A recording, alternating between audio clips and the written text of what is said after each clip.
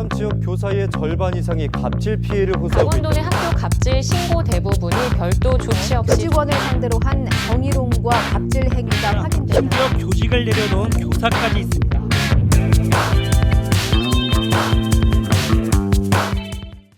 (17개) 시도교육청 5년간의 갑질 자료를 의원실을 통해서 받았습니다. 5년 동안 3,400건인데요. 갑질 신고 이후에 다수 관리자로부터의 어떤 그런 이체 피해가 우려돼서 실제로 신고하는 비율이 상당히 낮습니다. 교사가 그중에 신고한 비율이 822건인데 전체 수치로 보면 24% 정도가 됩니다. 교사가 이만큼 비율로 신고한다는 건 굉장히 높은 수치죠. 피청구인 학교장과 교감을 이제 합쳐서 또 원장, 원감을 합쳐서 우리가 관리자라고 하는데 이 관리자 숫자를 합치면 갑질 신고를 당한 비율이 46%입니다. 거의 절반에 가까운 숫자로서 이제 관리자의 갑질이 지금 신고되고 있다. 85%는 갑질 아니다라고 지금 판결되고 있는 것이고 그나마도 실제 징계로 이어지는 것은 6%에 불과합니다. 행정기관 중심의 가이드라인이 교육 현장인 학교 현실을 잘 반영하지 못하고 있다라고 교권실에서는 해석하고 있습니다. 교사의 갑질 신고는 실제 피해에 대한 보호 조치 또는 갑질 행위에 대한 중단 조치를 요구하는 것이 주요 목적이기 때문에 임명 중심의 접근이 아니라 실명 중심의 접근으로 제도가 바뀔 필요가 있다. 교장과 교감 관련 갑질 사안이 전체의 절반에 육박하고 있다는 현실은 학교장이 교직원에 대한 지도 감독 권한 행사 관련 갈등이 심각함을 보여주는 사례라고 할 수가 있습니다. 교육 활동의 핵심인 학교 현장에 적합한 별도의 제도적 장치가 필요하다는 제안입니다. 다른 노동자들은 직장 내 괴롭힘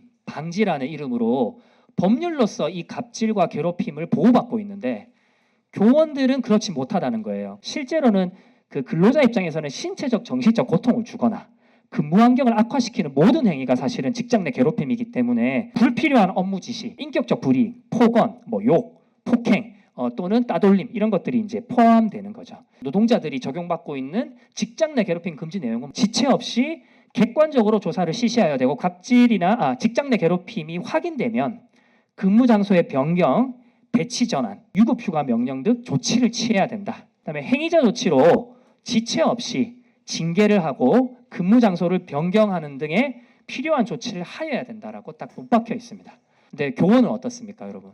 학교에서 주로 발생하는 업무 불이익이나 인격적인 불이익은 신고를 하더라도 관리자의 정당한 지도 감독 행위로 볼 수 있다라는 형태의 또는 의사소통이 좀 부족해서 나타나는 것 같습니다라는 이런 답변을 받는 게 너무 많습니다. 가이드라인에서 제시한 명백한 갑질 사례, 욕을 하거나 폭언을 했음에도 갑질 아닌 결정이 나는 것이 지금 다수 결론이 왜 갑질 아님으로 났냐라고 그 자료를 달라 해도 받지 못합니다.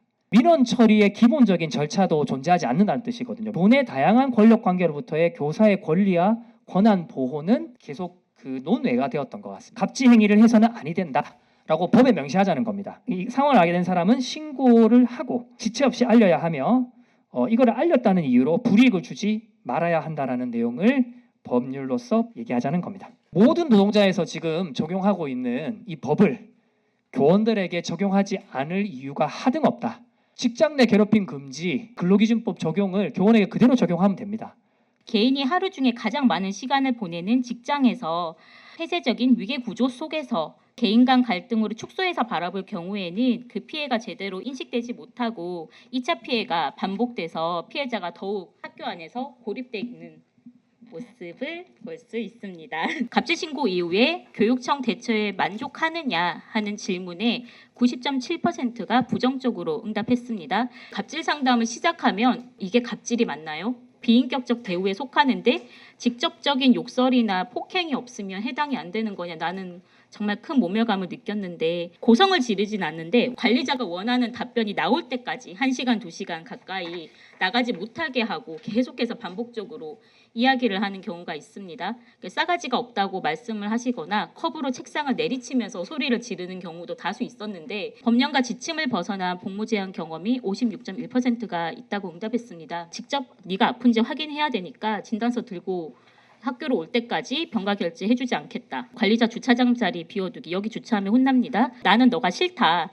그러니까 위원회 들어오지 마라라고 해서 각종 업무에서 배제가 됐는데 이것도 갑질 아님 나왔습니다. 선생님들이 가장 힘들어하는 건 너무 갑작스럽게 인격 모독을 당해서 대처가 어렵다 하는 점입니다. 징계를 암시하거나 협박하는 형태의 갑질이 함께 이루어져서 좀 참게 되는 경우가 많습니다. 업무 지시를 받는 관계에 있는데 내가 상급자를 어떻게 신고를 할까요? 자신의 지시에 따르지 않을 경우 업무 보복을 했고 신고 이후에도 같은 공간에서 계속 근무를 해야 하니까 우선은 참고 이제 회피하고 있는 과정입니다. 갑질 신고서 이제 작성 과정에서 가장 어려우신 점은 증거 확보하기 어렵다는 점입니다. 피해자가 가장 힘들어하는 지점이 이러한 불확실성입니다. 이게 갑질인지도 모르겠고 갑질 신고하면 어떻게 되는지도 모르겠고 갑질로 판단되면 어떤 처벌이 내려졌는지 관리자가 과연 떠나는지 그 전에 내가 떠나야 하는지 이런 것들을 잘 모르기 때문에 계속 불안해하다가 결국에는 휴직을 들어가신다거나 본인이 스스로 학교를 떠나는 방식을 취하기도 합니다. 가해자의 처벌이 단호하고 확실하게 이루어져야 된다.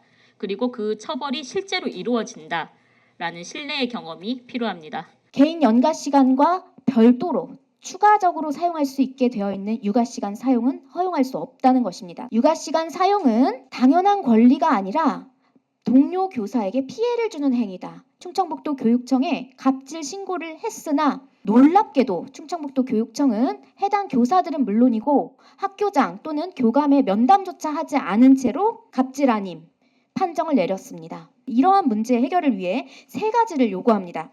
교육부가 2022년 2월 내놓은 교원의 휴가 관련 질의 답변 자료집이 있습니다. 수업, 담당 업무뿐만 아니라 각종 행사, 연수, 협의회, 위원회, 상담 등을 고려하여 육아시간 사용 범위를 정하는 것이 필요하다고 적혀 있는데요. 학교 현실에서 저거 다 고려하면 육아시간 거의 못 씁니다. 이 부분을 교육부는 전면 개정해야 됩니다. 학교 관리자 인식 개선을 위한 교육이 필요합니다. 누구라도 당당하고 당연하게 육아시간 쓸 수 있도록 복수담임제와 같은 제도적 보완책을 연구해서 적용해야 합니다. 국가공무원 복무 규정에 육아시간을 명시한 애초의 취지에 맞게 육아시간이 운영되도록 관련 갑질을 근절해야 합니다. 현장에서 12년 정도의 유치원 교직 경력을 하면서 이 갑질이 참 잡초와도 같다. 그래서 이 농약 같은 강력한 법적인 제재가 좀 필요하다. 왜 자꾸 유치원의 갑질 문제가 심한가에 관련해가지고 많은 연구를 좀 해봤습니다. 병설 유치원에서의 그 유치원 교사는 어떠한가?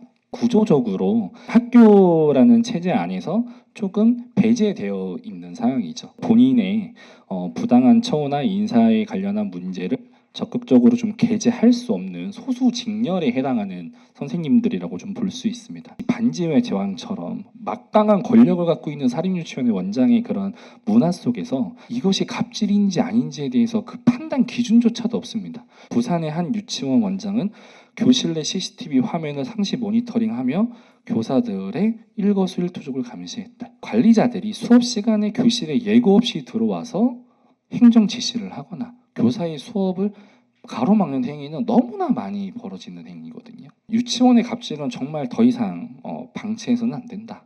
정말 강력한 농약 같은 법안이 필요하다. 신고까지 되게 오래 걸립니다. 초기 증거가 매우 부족합니다. 왜? 처음에는 갑질을 당하실 때 일시적인 거라 판단하시는 경우가 많습니다. 사실상 분리 조치 없이 가해자가 일주일 뒤에 장학사가 찾아옴으로써 신고된 사항을 알고 이제 색출하게 되는 거죠. 누가 신고했는지. 조사 지원은 당연하고 결과 통보도 앞서 예시와 같이 별로 없습니다. 조사 기간 내내 교육청은 피해자를 방치합니다. 학교나 유치원 업무를 통해 가해자가 피해자를 교묘하게 괴롭히거든요. 분명히 교육청 매뉴얼에는 민주적 절차 없이 일방적으로 행사한 명명은 갑질이라고 되어 있지만 인정한 사례는 아직 없습니다. CCTV를 가지고 선생님들의 복무를 감시했던 거죠. 대법원 판례까지 있는 위법한 행위인데도 불구하고 처음에 이제 경징계쯤으로 생각했는데 징계를 받기로 했는데 재심의를 통해서 주의 경고로 경감됐습니다. 피해자 중심의 신고 조사 체계와 보호 대책이 시급합니다. 진짜 중요한 거는 갑질을 판정하는 거를 감사계 공무원이나 장학사한테 맡겨서는 안 된다는 겁니다. 육아 시간이나 모성 보호 시간을 그러니까 보장하기 위해서 지금 교육청이나 교육부나 정부나 아무도 노력하지 않습니다. 우리는 피해를 주는 사람이고 우리는 혐오적인 존재가 되어버렸고 교장 교감조차도 육아 시간은 안 되고 조퇴는 된다는 말 자체가 저는 혐오 발언이라고 생각하거든요. 근데 교육청에서 이 갑질을 인정하지 않았습니다. 어떻게 출산과 육아에 대한 대책 없이 교사를 했지? 이런 발언을 하셨어요. 국가는 교육청이나 교육부가 나라에서 만든 제도를 보장하도록 관리 감독해야 된다. 모든 복무가 교장의 권한이기 때문에 권한 남용이 생기죠. 학교나 교육청이나 교육부나 만들어 놓은 제도를 시행할 수 있도록 제도적이든 재정이든 지원해주지 않으면 결국 동료 교사에게 일을 떠넘기기 때문에 교사들 안에서 이 마음들을 추단할 수 없다고 생각합니다. 최대한 불편하게 쓰게 하고 싶다. 당연하게 쓰는 것이 싫다. 당연한 권리가 아니라 피해를 주는 행위고 무책임한 행위다. 배려가 계속되면 권리인 줄 안다. 가정의 일을 왜 학교에까지 끌고 오냐. 하나를 열어주면 다 같이 막 쓸 수 있기 때문에 다 못 쓰게 막아야 한다. 충북교육청 감사과는 갑질 아님으로 결론을 내렸습니다. 관리자 입장과 권한만 인정하고 교육 일선에 있는 교사들은 보호해주지 않는다는 교육청의 입장에 무력함을 느꼈습니다. 갑질 신고했다며? 너 취소해라. 2차 가해가 명백한데도 어떤 처분을 내렸는지 이런 내용도 전혀 없고, 그러면 지금까지 저희가 이렇게까지 감내하면서 했는데 보호 조치 전혀 없어요. 지금 초저출산 시대고 일가 가정이 양립되어야 되는 이 시기에 모든 걸 저희 책임으로 몰고 민폐를 끼치는 교사라고 몰고 사람들 앞에서 안 그래도 죄책감을 가지고 있습니다. 이번 법률 개정안은 관리자인 학교장뿐만 아니라 모든 교직원이 다 행복하기 위해서, 더 나아가서 학교의 존재 이유는 학생이잖아요. 그렇죠? 교직원이, 특히 교사가 행복하지 않는데 어떻게 학생이 행복할 수 있나요? 행복한 학생의 교육 활동은 불가능한 겁니다. 궁극적으로는 학교와 학생의 존재 이유인 학생이 행복한 학교를 만들기 위해서 학교 내 갑질, 괴롭힘 방지 제도적, 법률적 시스템을 만들자는 겁니다.